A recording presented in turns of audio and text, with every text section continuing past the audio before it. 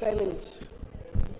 Monsieur le Président de l'Assemblée nationale, Mesdames, Messieurs, honorables députés, je vais commencer par féliciter le ministre de l'Éducation nationale pour sa réflexion philosophique sur l'éducation. Je suis un peu désolé vraiment, parce que nous sommes en train de discuter d'un sujet, mais d'une importance capitale. Malheureusement, nous sommes obligés de l'escamoter pour les raisons que vous savez, les contraintes de temps.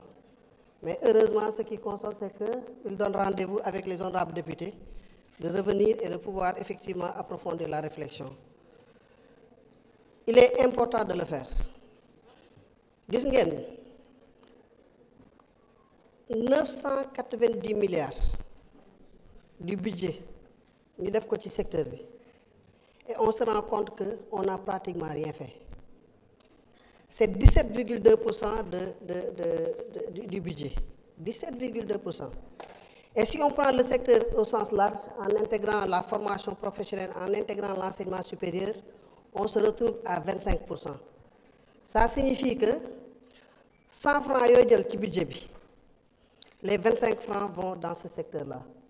Et on est là encore à constater que nous sommes très loin des standards en matière de disponibilité de salles de classe, en matière de disponibilité d'enseignants, ainsi de suite, ainsi de suite. Lu muy andi mooy dañu war a réfléchir. Maa ngi déglu ministre bi, mais ñun, ce que je constate aussi mooy ñun Sénégalais, je ne sais pas les autres, mais des fois dañu ragal le changement. Il a évoqué de très bonnes idées, mais je trouve même que nous ne sommes pas encore très profonds. Bu ñu jëloon budget Sénégal bi yëpp ñu jox ko éducation, nous ne réglons pas les problèmes. On ne parle pas de l'architecture démographique du Sénégal, mais il y a beaucoup d'explications yoo xam ne fa lay jógee. Avoir la part de population bi nekk ci tranche bi war a concernée par l'enseignement supérieur, ñu yaakaar ne c'est une affaire budgétaire, mais on se trompe. Elle n'est pas une affaire budgétaire et elle ne le sera pas. Donc pour moi, essayons d'aller au-delà. Déjà 800 milliards ci enseignement ci ay enseignants la jëm fay ay enseignants plus de 800 milliards du budget de 990. Parce que les enseignants représentent 48% de notre fonction publique. Vous imaginez?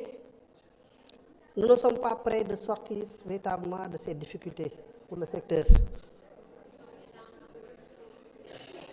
Maintenant, il faut qu'on apprenne de certaines choses. En réalité, je ne donne pas des réponses.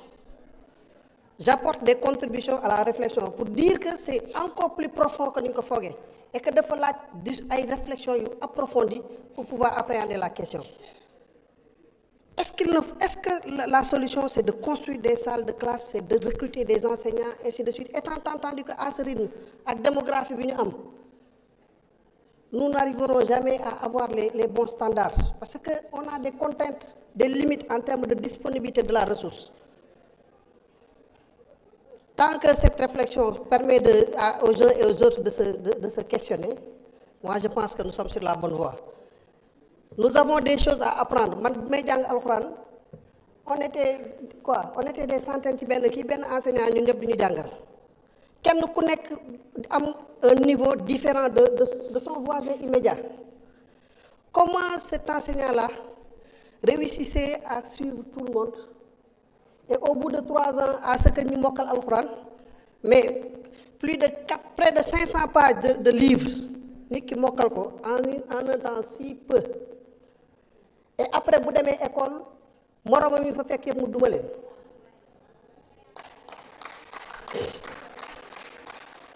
Je ne dis pas que la solution foofu la nekk, mais je dis que il y a des choses à apprendre dans ce système-là.